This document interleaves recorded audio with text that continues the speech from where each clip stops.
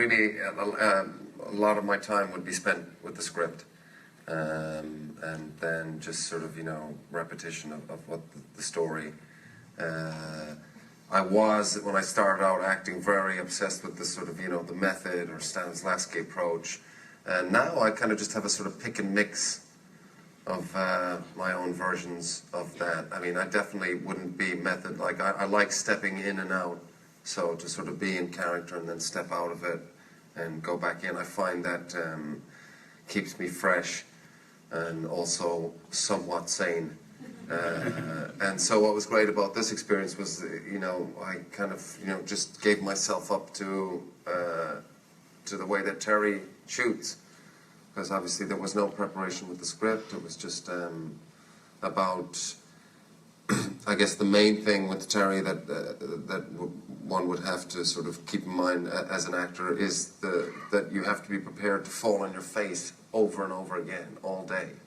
And to be fine with that, to be uninhibited. That's what I think is so impressive about Val Kilmer. He's very uninhibited as a performer. Not, to be not self-conscious, to be making a fool of yourself in front of a whole crew, and whoever else, of the public is there when we're shooting on location. That's the thing, really, to just be brave and go for it. And if a director and a crew can set that environment, that it's okay. Yeah, it's like we're all family here. Michael was always completely brave too. No, I wouldn't say falling on his face. He would always, we would just say attack, and he was completely fearless about giving himself. He wasn't. You never felt he was trying to create a certain impression or of himself or do anything to look or appear a certain way or make himself admired or he would just give himself completely, and very it's such an inspiration to work with an actor like Michael, because you try to keep up with him, and not that we did completely. You've always had actors like that, even going back to the early. I don't think there's ever been a second of anyone like posing in a Terry Malick. You know what I mean? That's right. Well, he would shout that out. He was like, "Don't do that, Michael. Looks like you're posing." Yeah, I mean, there's not even look at the reality of like Warren Oates or just Martin Sheen. Just all the actors over the year. There's this kind of unvarnished real to every one of them. So. Richard Gere in Days of Heaven. Yeah, he's just such a great performance. Yeah, just really kind of. To the ground. Okay, we'll try another slew of questions. Michael, there's a brilliant scene where you're confronted for having betrayed your friend, and you really have to dig deep to bring out all your full-blown charm and irresistibleness. You even do a little tap dance. And I was wondering, that side of the character, which obviously throughout the film, but particularly there, were you inspired by people I don't know if inspired is the right word, were you thinking about people that are actually like that, maybe in the film industry or people you know, or was it just something you were drawing on for the moment? Okay, next question. Hi, my question is for Michael. I think you're one of our best actors, versatile and dynamic and humble. That's obvious. You have worked with so many wonderful directors, Steve McQueen, Ridley Scott, Quentin Tarantino. Have you ever considered directing? And if so, what would you like to direct?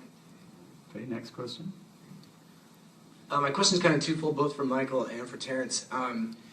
Being in the moment, chasing an impulse, finding something that connects, something truly organic, and you're in this moment, and then as an actor feeling like, oh man, we really got that, and then hearing the director say like, okay, no, that was posing, that was fake. How did you, what was your technique for sort of discarding and moving forward with something fresh? And then for Mr. Malick, how do you personally handle actors? What's sort of your technique for saying like, I cherish this thing that you did, but it wasn't quite what we needed? So sort of a twofold thing there. Yeah, well, that's interesting. I asked it kind of the first question, but from the very beginning, how much, direction's kind of a lame word, but how much specifics do you think is your character how's it shaped by you, your conception of the character, the ongoing discovery of the character, what you're getting from Terry constantly, or? Yeah, it's directing such, and you know, both you guys are masters at it, and it's such an interesting thing to observe as an actor, because I guess you only really understand it when you're working with a bad director and you really see what it's like when the wheels fall off, because there's so much going on, and in terms of what Terry does, and with the really, you know, I've been so lucky to work with so many great directors, is that they set an environment, as you were saying, you know, a space where you can feel like you can fail in, and feel safe in, and giving you flavors as opposed to direct sort of commands or instructions, you know, provocation, and sometimes, you know, I found this a lot with directors. They're actually better actors than me. You know, I remember Terry would be like, you know, there's a magnificence to the character, and he stood in front of the lens, and I was looking, I was like, holy shit. That is magnificent. Yeah. That's pretty amazing.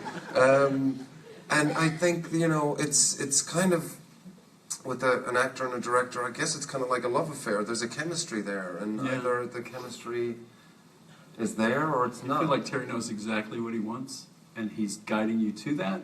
Or no, I feel like, in a way, he's sort of like, we don't know what we're going to find, let's find it together. Okay. But, you know, maybe he's much smarter than that and he sees it, but there's never, because I have worked with directors like that, that basically see it as it is and do their best to try and push exactly you. Like. Yeah. Yeah, and I find that less interesting. In that spectrum of exactitude for what you've pre-imagined and finding something you wouldn't have predicted, but you're setting an atmospheric canvas for. Well, I find it very hard to, execute anything that is too preconceived, or storyboards. I've never been able to work from a storyboard or because it's hard. You always have a little bit of the feeling you're trying to fit a square peg in a round hole, and I think you work that way, Rick. You let it speak to you where it will go on the day, and on the day, and you hope it will go someplace, and that you've allowed it to happen. But if you try to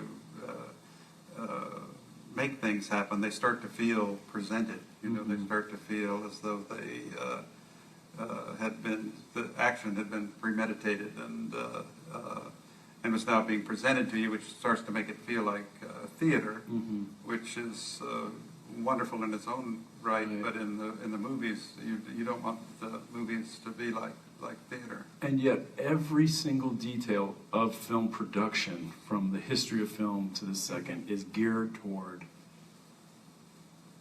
rendering exact something that's preconceived months ago in a script and a thing.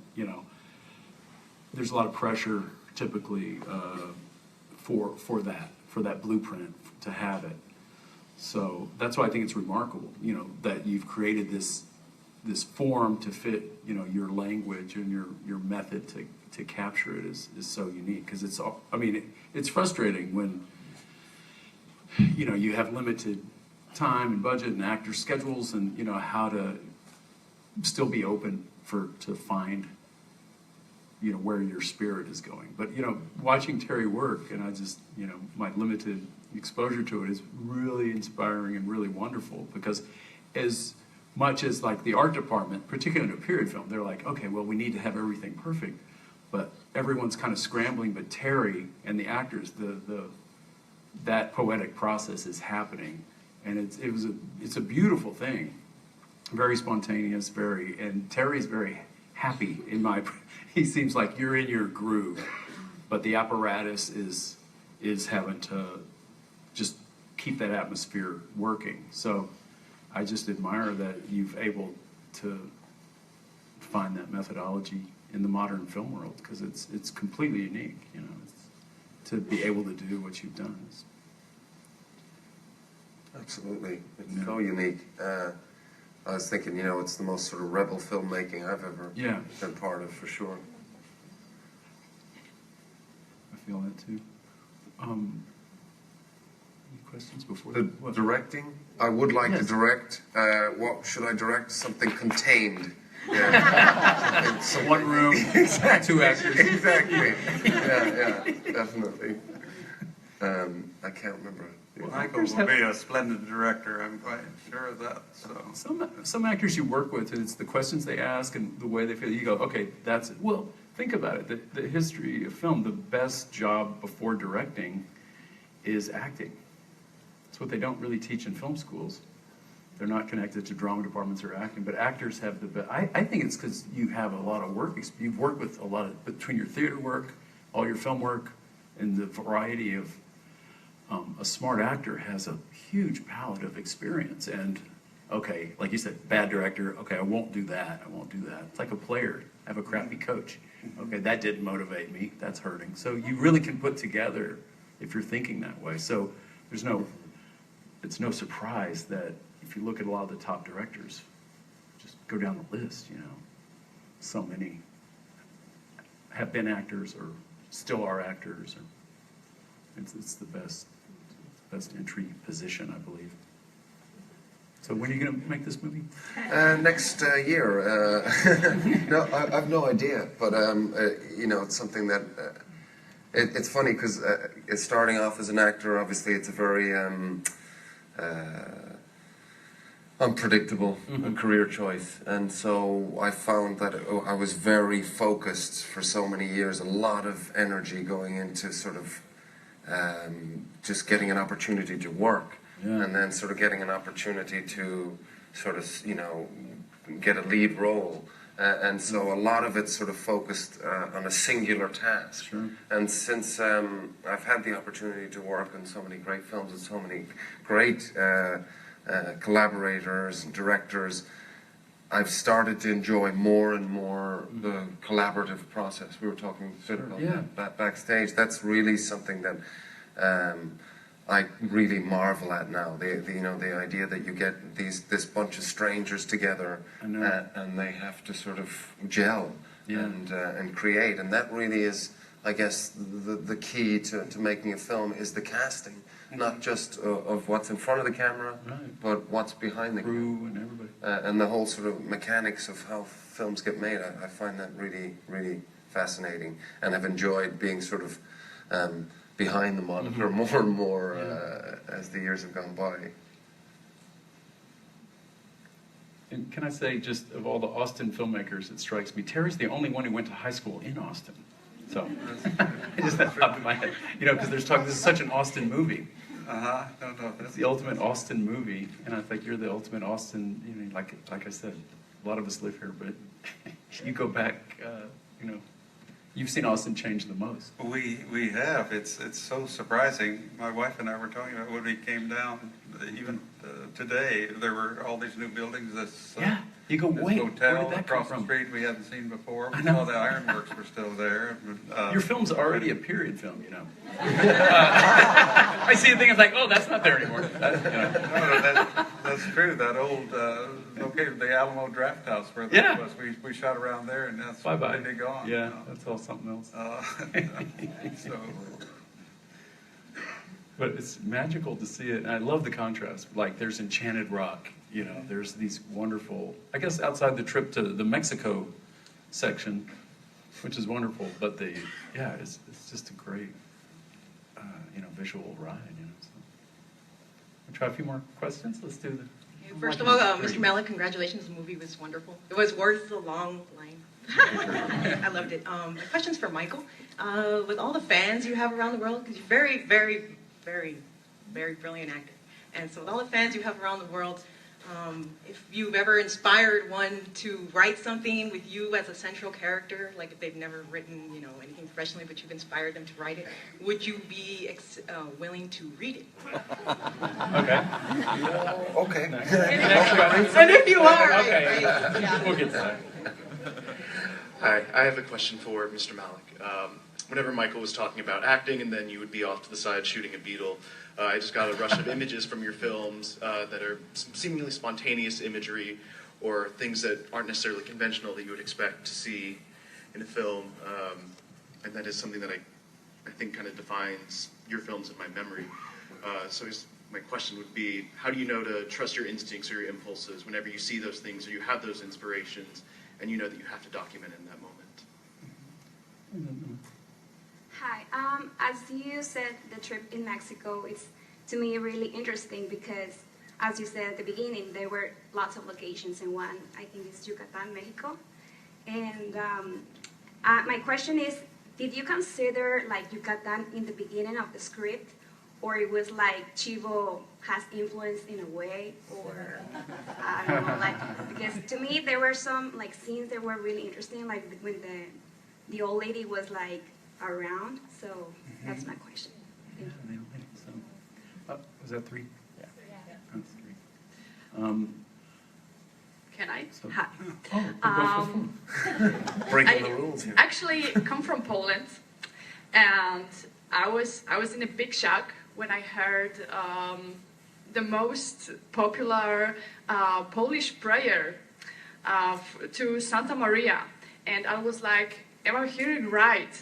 You know that the choir Zdrowaś Mario, and it was like, why? What was the purpose? I was really shocked. All right.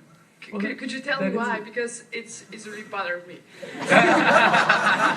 Well, that's its own panel. It'll be this Thursday. There'll be a 2-hour panel on music in this movie. But yeah, Terry. I mean, I think you have over 100 cues.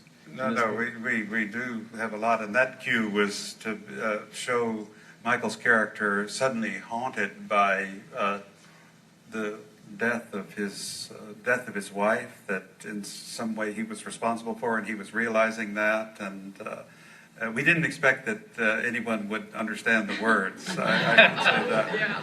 And so it was the suddenly waking up and feeling, waking up to a sense of his responsibility, and feeling agonized by that. And seeing himself just trapped in this glass box, alone, and so that piece of music felt right for that. And but I think it was for that reason. We weren't thinking about the words so much as the feeling in the piece. And as for Mexico, we had always hoped we might go down there. We wanted to show the contrast of another place where there were brighter, life was more out in the open. It was kind of a simpler life that they all could feel that woke up something up in them, and so we just went down there to Yucatan for a few days to try and show that as something that a way of life that was freer, more colorful, more dramatic, and probably was partly due to the fact that we were working with so many Mexican collaborators, the cameraman, the AD, I can't remember the sound. I can't remember that they were all the assistant, the second assistant, I guess. I can't remember. There were quite a number of Mexicans. So it was a great pleasure to go down there. We had a great time. Michael, we were remembering last night because Michael, there was very rowdy.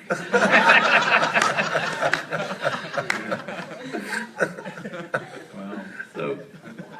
So Terry, just let me ask, on the music front, that cue that she brought up, is that just something that was on your palette for years and you thought emotionally, or is it something music supervisor brings, or what? How would you say the music finds its way into this movie? I think we just would have a certain number of cues or pieces that that we liked over the years that stay in a movie project. In in the project on the Avid editing machine, and so I think that we played that, and it seemed to play something in. It seemed to give a feeling of realization to Michael's character, to reinforce what he was doing At that moment. Yeah, I see. Yeah. There's a real, we're talking a lot of, these things, you talk about surface, but I'm most moved by the movie. I really think those issues of mortality and finding yourself, these people searching, that's what strikes me the most, I think. Those characters and the parent relationship, that's permeates the movie also in just little bits. I feel like this movie, everything you see is the tip of the iceberg, but there's so much underneath all of it. And I think that maybe grows out of your methodology. Like I was saying, when you see just a glimpse of a location or something short, that maybe it was a longer scene you shot, but I think that just adds a depth, whether it's a memory from these characters are experiencing, but it just adds to this kind of poetic memory feeling of where am I in the world? That these characters are experiencing. I think we wanted to make it feel too like there were just bits and pieces of their lives, and they didn't. It was like goes to that quotation that can you live in this world just moment to moment, song to song, kiss to kiss, as she says, mood to mood, and try to create these different moods for yourself, and go through the world, as in that quote, without a self, just sort of an eager will living from one one desire to the next, and where does that lead, and what happens with that what happens to you in that sort of moment to moment, life of moments, because in the story, Michael's character imagines there's nothing else but that, and that we're in free fall. He says we're nobody's home. It's all just chaos, rock and roll, fragments. But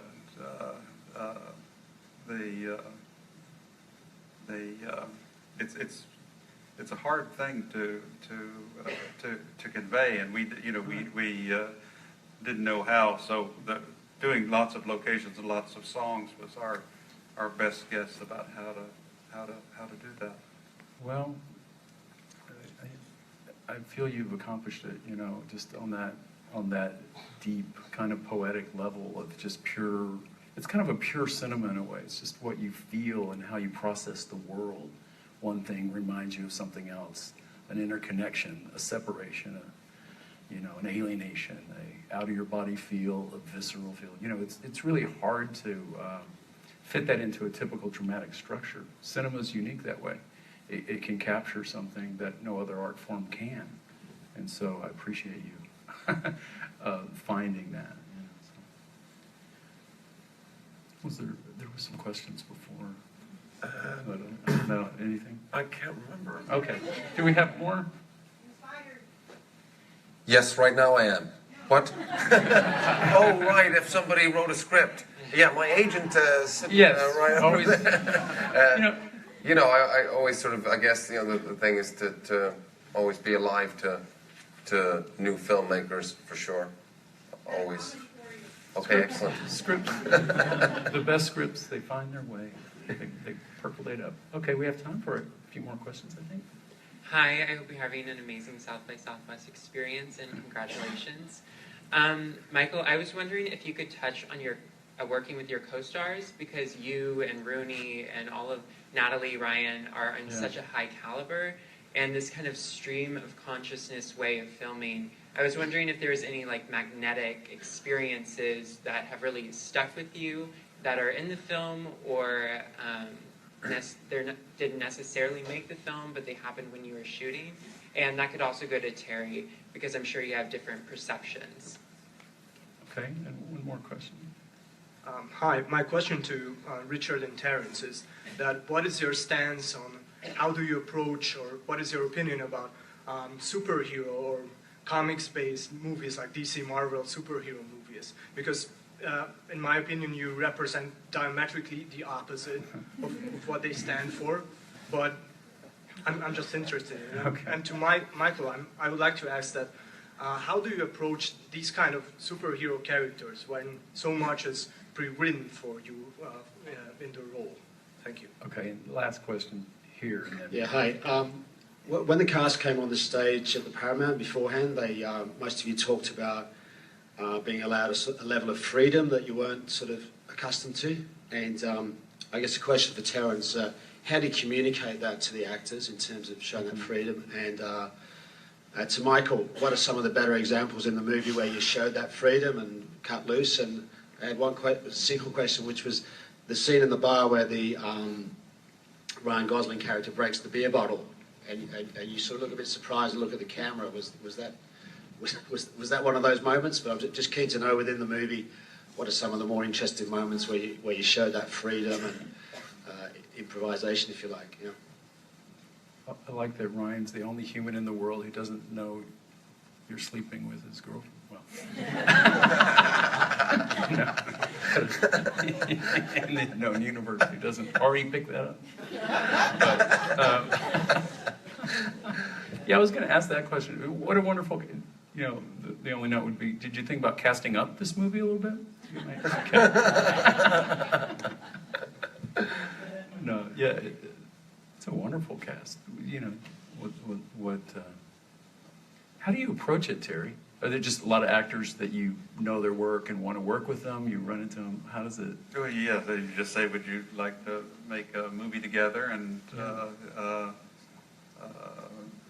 try and find something that is interesting to all of you. And did Michael's character pre-exist in your mind, or knowing Michael, did you kind of? Okay, yes. So there was this character idea of making a character like that who was sort of again, laughing at the world, yeah. cynic who thought nothing really was real or to be taken seriously, did a lot of drugs. And he's the successful guy. What does that say? Okay. He's the rich guy. You could be president someday. Okay. Okay. Sorry. We're talking about casting.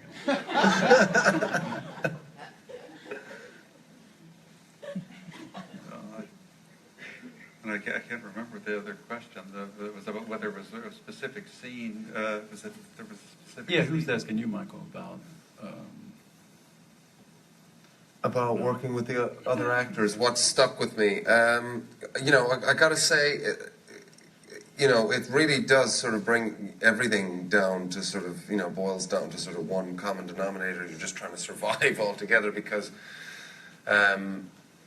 like you say, we're improvising so much, and the whole thing with improvisation is that it can just sort of go horribly wrong unless you're listening to one another and really kind of cooperating with one another. And luckily, we all found a rhythm with one another. The one thing that really sort of stood out for me was Val Kilmer. When I was sort of doing scenes with him, I was like, wow, it was so powerful, and like I say, he had just had this great sort of uninhibited quality to him. Uninhibited. Yeah. And as far as the superhero movie thing, the only superhero I like is the one that he plays. No. What, is the approach any different? It's just different in bigger films because really the only real difference is the amount of people and the time. So, if we were working on an independent film, you can end up shooting 20 pages of dialogue in a day. And, if you're working on a big film, that's 20 pages of dialogue in a month. It's really that kind of time difference. And it's about sort of pacing yourself accordingly. and keeping yourself sort of, you know, in a zone where you're not getting bored with the waiting around. But essentially, you know, the building blocks are the same. If I'm playing somebody who's in a comic book and, you know, in a fantastical situation, I've got to make a reality out of that for myself, and then hopefully it will translate for an audience. I'm kind of jealous of actors. They get this through a career, such a wide variety of experience, such a huge, we're directors, we're all kind of stuck in our own, like we're making some version of the same, our own methodologies, our own thing, but an actor's thrust into very different environments. And yeah, it's the same building blocks, but the demands are so different. Yeah. Plus you guys, I guess, you know, you're in pre-production, then you're shooting, then you're in post-production. It's a long process. Longer journey. An actor's like, okay, I'm here I start next week on something else. Did you fix that film? But then actors also have the out. You get a bunch of actors together. What do they talk about? Oh, I did this shitty film 5 years ago. That they can, but directors, you kind of have to own it. It's like, well, I put so much time into it. You can't. I don't dislike anything just because, you know. But actors can be kind of glib about their experiences. Let's say it's frightening to hear how they talk about films behind our backs. Anyway, well, I think there's a little clock here that tells us how long this thing is. It's run down to 0. So I think we're done here. Well, you guys have a great rest of your festival here. Thank you so much. Thank you, Michael. Thank you, Terry. Go see some